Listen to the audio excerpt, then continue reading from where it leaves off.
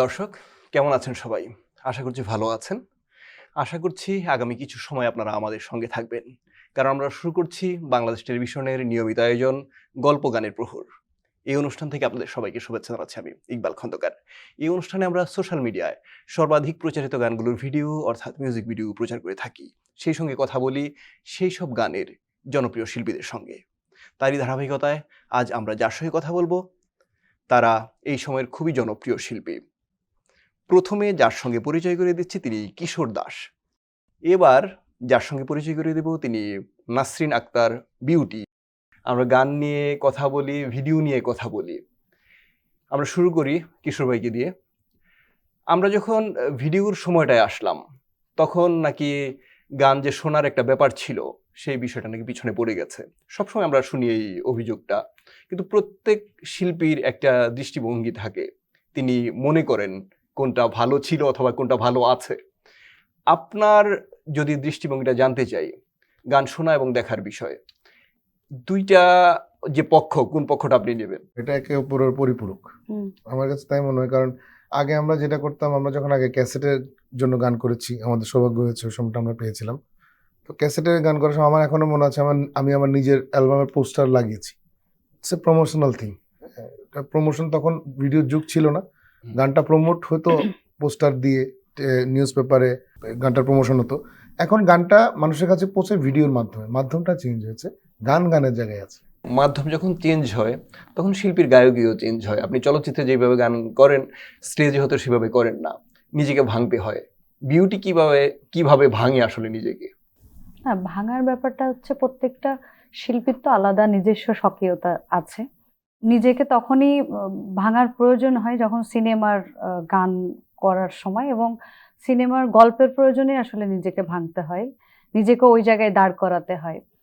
তাছাড়া আমার মনে হয় কিশোর ভাই বলতে পারবে ভালো, যে অডিওর ক্ষেত্রে নিজস্ব একটা নিজের স্বকীয়তাটা বেশি থাকে, বা নিজের ভালো লাগার ব্যাপারটা বেশি থাকে। আমি আমার আমার নিজের মতো করে যতটুকু আমি গাইতে পারবো।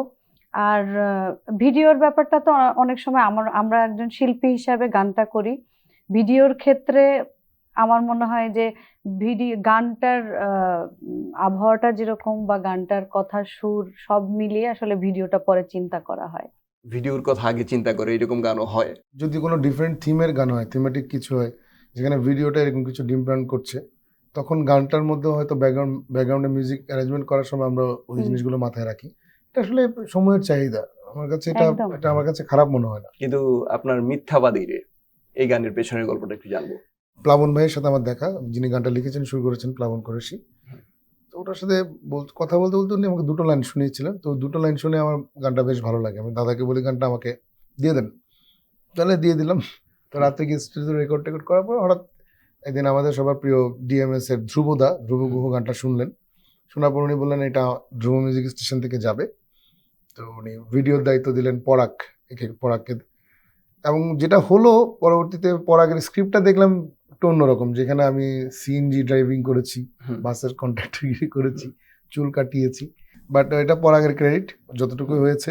আসলে গল্পটা বা স্টোরিটা এরকম ছিল, একটু ফানি ছিল, চেষ্টা করেছি এবং যারা দেখেছেন তারা বেশ প্রশংসাই করেছেন। এখন আচ্ছা, আপনার কাছে একটু যাব। আপনার কিছু কিছু গানে দেখা গেছে যে হয়তো আপনি শুধু গান গাইছেন, অভিনয় করছেন না। এটা কি ইচ্ছে করেই নাকি কোনো কারণ আছে?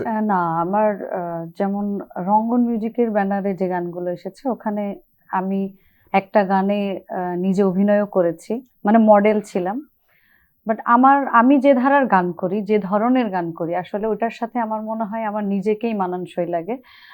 বা কোনো এটাকে কি মডেল বা যেহেতু কোনো অভিনয়ের ব্যাপার থাকে না, বা গল্পটা ওই রকম থাকে না, তো যার কারণে আমি কেন্দ্রিকই সবসময় হয় মিউজিক ভিডিওগুলো। এখন যে গানটি আমরা দেখাবো সেই গানের শিরোনাম ভোরের পাখি, বিউটির গান ভোরের পাখি। গানের পেছনে গল্পটা একটু শুনি।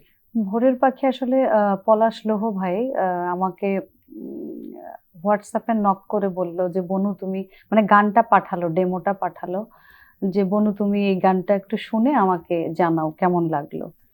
তো গানটা পলাশ লোহ ভাই নিজে গেয়ে আমাকে পাঠিয়েছিল। আমার খুব বেশ ভালো লাগলো, কারণ একটু নতুন আঙ্গিকের সাথে সাথে আমি ব্যাক করলাম যে ভাইয়া আমি গানটা করব। তারপর মিউজিক হলো।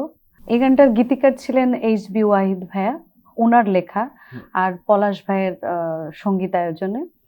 তো খুব সুন্দর একটি গান। আর গানটার সাথে সাথে ওই দিন গেয়ে আমি ওই দিনই মিউজিক ভিডিওর পার্টটাও শেষ করেছিলাম, কিন্তু গানটা রিলিজ হতে প্রায় 1-2 মাস সময় লেগে গিয়েছিল। বিউটি বলছিলেন যে এই গানের ভিডিও করতে 2 মাস সময় বা লম্বা সময় লেগে গিয়েছিল, কিন্তু আমরা এমনও দেখি একটা গানের ভিডিও গানটা তৈরির বছরের পর বছর সময় পরে হয়। আপনার কি মনে হয় যে ওই কাজটা ভালো হয় বা এইটাই হওয়া উচিত নাকি সাথে সাথে হয়ে যাওয়া উচিত?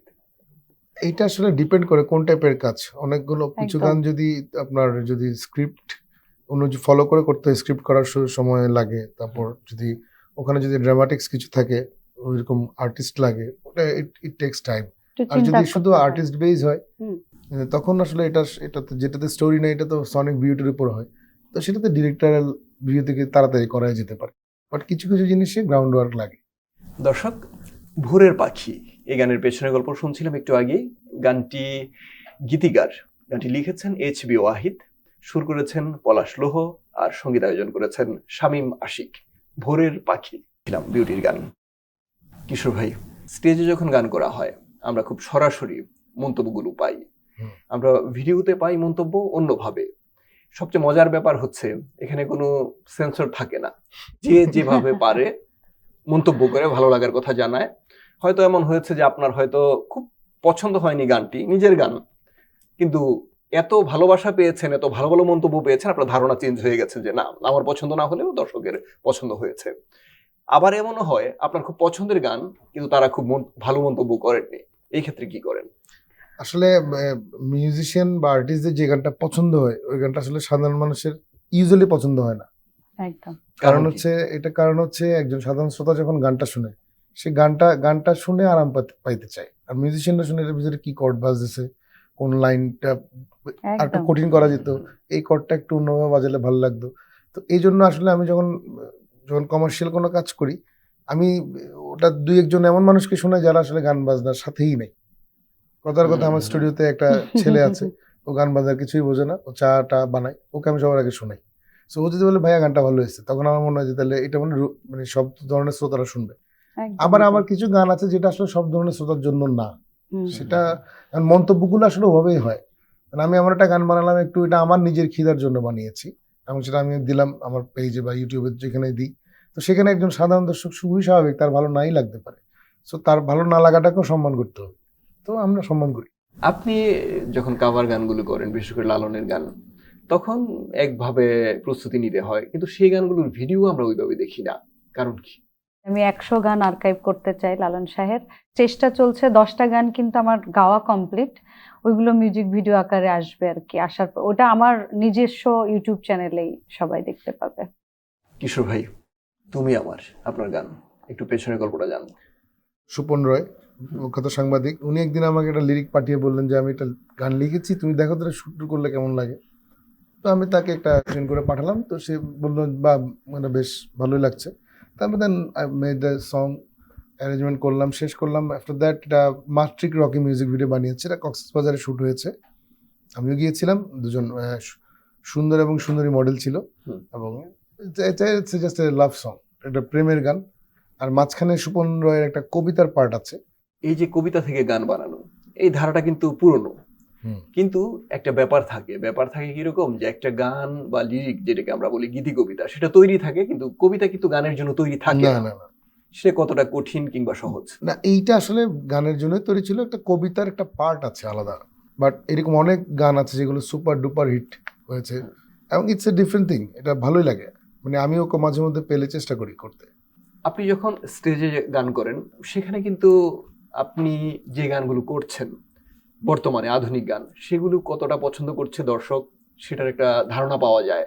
তারা আপনাকে সেই লালনের গানেই চাচ্ছেন, নাকি আধুনিক গান যেগুলি করছেন সেখানেও চাচ্ছেন, একটা তো বোঝা যায়। মানে কি মনে হয় তাদের মন্তব্যগুলো কেমন থাকে? আমি মূলত বেশি স্বাচ্ছন্দ্য ফিল করি আমার লোকগান, যেটা আর কি আমাদের ভান্ডার বাংলাদেশে। লালন শাহের গান, হাসন রাজা, আব্দুল করিম, রাধারমণ। তো স্টেজে যেটা আমাকে যেভাবে দর্শক দেখে, কারণ আমাকে প্রথম থেকেই এই ফোক গান গাইতে দেখে আসছে দর্শক, বিশেষ করে লালন শাহের গান। তো আমি স্টেজ শো যখন করি, তো আমার আমার কাছে আমি আমি সৌভাগ্যবতী মনে করি নিজেকে, যে ওই রকম চাওয়া থাকে না যে আপা এই গানটা, এবং বা কোনো হিন্দি গানের অফার এরকম কখনো আসে না। মানে আমাদের ভান্ডার অনেক, ফোক গানের অনেক ভান্ডার, তো সেখান থেকেই যত অনুরোধ আসে এবং আমার গাওয়া গানগুলো অনুরোধ আসে, সেগুলো করার চেষ্টা করি। একটা গান দেখি আমরা। দর্শক, এখন আপনাদের যে গানটি দেখাবো সেই গানটির শিরোনাম তুমি আমার। গানটির কথা লিখেছেন সুপন রায়, সুর এবং সঙ্গীত কিশোর দাসের। তুমি আমার।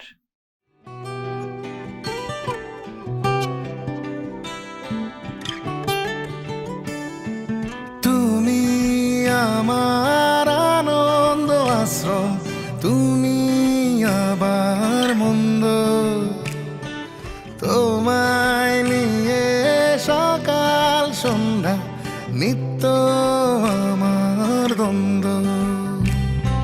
তুমি আমার আনন্দ আশ্রম, তুমি আবার মন্দ, তোমায় নিয়ে সকাল সন্ধ্যা নিত্য আমার দ্বন্দ্ব। তুমি আমার 24টা ঘন্টা, তুমি ইচ্ছের ঝড়, একটুখানি নড়ে গেলে হই যেন নড়বড়। তুমি আমার 24টা ঘন্টা, তুমি ইচ্ছের ঝড়, একটুখানি নড়ে গেলে হই যেন নড়বড়।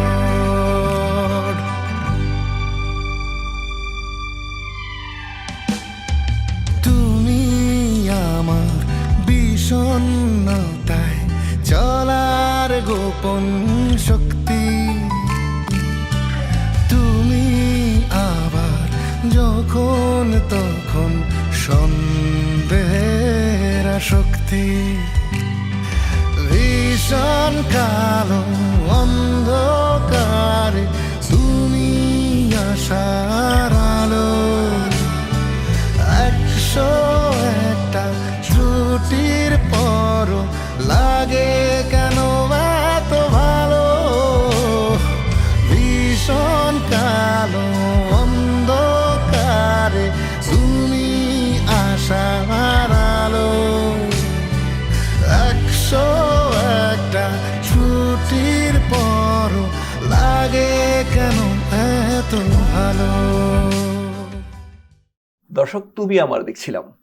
এখন যে গান আমরা দেখব, একটু পরে দেখবো, তবে গানের পেছনের গল্পটা একটু শুনে নেই। সেই গান হচ্ছে কষ্ট, বিউটির গান কষ্ট।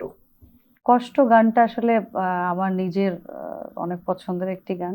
বায়েজিদ খুরশেদ ভাইয়া যখন আমাকে গানটা পাঠালেন, তো আমি গানটার কথা শুনেই আমার খুব ভালো লেগেছিল, লিরিকটা পাঠিয়েছিলেন। পরে আবার ওই যে ডেমো সুর করে পাঠালো, তো গানটা একটু কিন্তু আমার থেকে একটু আলাদা, একটু ক্লাসিক্যাল টাইপের, ক্লাসিক্যাল প্লাস মানে আধুনিক মিক্সড আর কি। আর কিছুটা অভিনয় করেছেন, এই জন্য হ্যাঁ, একটু আলাদা। একদমই তাই। তো আমার কাছে অনেক চ্যালেঞ্জিং মনে হয়েছিল গানটা, এবং আমার এই ধরনের গান গাইতে কিন্তু খুব ভালো লাগে। তো গেলাম, এই গানটার ভয়েস শেষ করলাম, তখন কিন্তু মিউজিক কমপ্লিট হয়নি। এই গানটাও আমি ওই যে আমার প্রথম গানটার মতো প্রায় 4-5 মাস পরে গানটা গেয়ে আসছি। কবে মানে এমন হয়েছে যে আমার মনেই নাই আমি যে গানটা করে আসছি বা কিছু, এই গানটা রিলিজ হবে। পরে 4-5 মাস পরে যখন রিলিজ হলো, গানটা আমি প্রথম দেখলাম, তো আমার নিজেরই খুব ভালো লাগলো যে আমি যেভাবে গেয়ে আসছি, প্লাস হচ্ছে মিউজিক ছিল না, তো আমি অত বুঝতে পারিনি যে গানটা আসলে কোন জায়গায় গিয়ে দাঁড়াবে। তো যখন আমি টোটাল গানটা দেখলাম রিলিজ হওয়ার পরে, আসলে আমার খুব ভালো লাগলো। কিশোর ভাই, আপনার নতুন একটা গান আসছে, আসছে বলতে খুব তাড়াতাড়ি আসবে, সেই গানে আপনি অভিনয় করেছেন। গানটাই এমন যে গানটা যখনই কেউ দেখবে, গানটার নাম হচ্ছে জটিল মানুষ, খুব রিসেন্ট রিলিজ হবে, ডেটটা আমরা এখনো কনফার্ম করিনি। তো এটার মধ্যে আমার সাথে আরো অনেক 2-3 জন অভিনয় শিল্পী আছেন, এবং এটার অনেক কিছুই আছে একটু অন্যরকম। আমরা গানের বিষয়ে কথা বলতে গেলে তো কিছু ব্যাপার এমনিতেই চলে আসে, প্রতি পর্বেই চলে আসে। সেখানে বাংলা গানকে আপনারা কোন পর্যায়ে দেখতে চান ইত্যাদি ইত্যাদি বিষয়।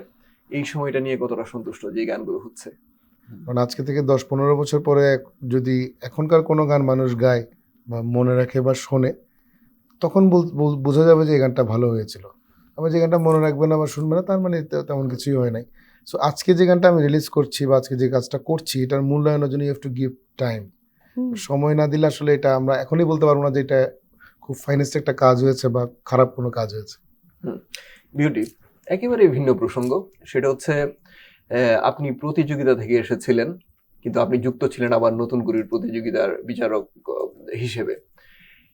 মানে কেমন অভিজ্ঞতা, সেই স্মৃতি সামনে এসেছিল কিনা? অসাধারণ। শুধু সেটা না, আমি এটা মানে আমার ফেসবুকে আমি লিখেও ছিলাম যে আমার সেই স্মৃতি কথাগুলো, যে 20 বছর আগে কোনো এক সময় তো আমি একজন প্রতিযোগী ছিলাম, কিশোর ভাইও ছিল। তো ওই জিনিসটা খুব মনে পড়ছিল, বিশেষ করে যারা প্রতিযোগিতার জাজেরা ছিলেন, প্লাস হচ্ছে ওই সময় যারা কাজ করেছেন এটার। ওই জায়গায় একজন প্রতিযোগী ছিলাম, প্রতিযোগিতা থেকে যখন অন্য প্রতিযোগীদের কণ্ঠে গান শুনছি বা সেটাকে মানে বিচারের একটা ব্যাপার থাকছে, সেটা একটা চ্যালেঞ্জিংও বটে। আমি মনে করি যে এটা একটা অনেক বড় গুরু দায়িত্ব। তো এটা তো অবশ্যই অনেক সম্মানের এবং অনেক ভালো লাগার। আমাদের অনুষ্ঠানে আসার জন্য ধন্যবাদ কিশোর দাস, ধন্যবাদ বিউটি, ভালো থাকবেন আপনারা। দর্শক, এতক্ষণ আমরা কথা বলছিলাম কিশোর দাসের সঙ্গে, কথা বলছিলাম বিউটির সঙ্গে। তারা বলছিলেন তাদের নিজেদের গান সম্পর্কে, বলছিলেন বাংলা গান সম্পর্কে। আশা করছি আপনাদের ভালো লেগেছে। আমরা অনুষ্ঠানের শেষ পর্যায়ে চলে এসেছি, এখন বিদায় নেব। আপনারা যদি এই অনুষ্ঠান সম্পর্কে মতামত জানাতে চান অথবা আপনার প্রিয় কোনো শিল্পীর সাক্ষাৎকার দেখতে চান বা গান শুনতে চান, তাহলে যোগাযোগ করুন এই ঠিকানায়, গল্পগানের প্রহর btb@gmail.com। আমাদের আগামী অনুষ্ঠান দেখার আমন্ত্রণ জানিয়ে আজকের মতো এখানে বিদায় নিচ্ছি আমি, ইকবাল খন্দকার। তবে আমরা সেই গানটি আপনাদের দেখাবো, আমরা যাব, তবে তার আগে চালিয়ে যাব সেই গানটি। সেই গানটির শিরোনাম কষ্ট। গানটির গীতিকার এবং সুরকার বাইজিদ খুরশিদ রিয়াজ আর সঙ্গীত পরিচালক ইবনে রাজন। কষ্ট।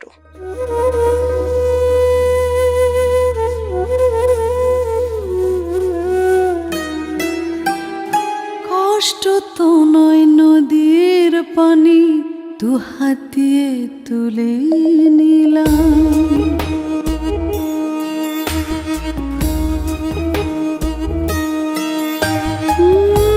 কষ্ট তো নয় নদীর পানি, দু হাত দিয়ে তুলে নিলাম। কষ্ট তো নয় চোখের পানি, দু হাত দিয়ে মুছে দিলাম। তোমার কষ্টে তাই তো আমি তোমার পাশে বসেছিলাম। তোমার কষ্টে তাই তো আমি তোমার পাশে বসেছিলাম। কষ্ট তো নয় নদীর পানি, দু হাত দিয়ে তুলে নিলাম।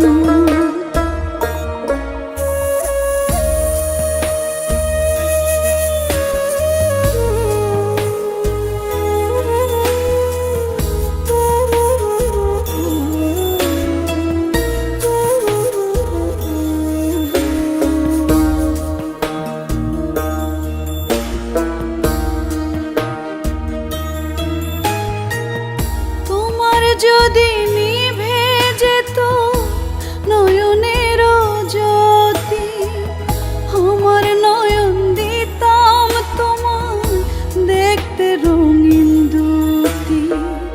তোমার কানে শোনাই যদি হতো কোনো ক্ষতি, তোমার কানে কানে কথা হতো দিবস রাতি। সব ব্যাধি কষ্ট শুধু দিল বিধি। তোমার কষ্টে তাই তো তোমার হাত ধরে বসেছিলাম। তোমার কষ্টে তাই তো তোমার হাত ধরে বসেছিলাম। কষ্ট তো নয় নদীর পানি, দু হাত দিয়ে তুলে নিয়ে